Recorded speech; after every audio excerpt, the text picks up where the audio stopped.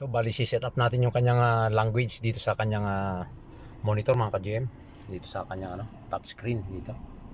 Kasi hindi natin mabasa dahil iba yung niya oh. Naka-Arabic yata ito o naka-Spanish. Yan, pupunta lang tayo dito sa home. Yan oh. Tapos dito sa car, yan.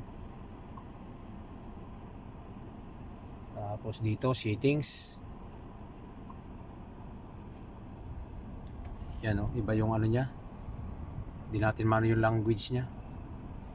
Tapos ito, settings. Pindutin lang natin yan. Yan, language, makikita nyo dyan. Para mailagay natin sa English, no? Yan. English. Ito, English UK.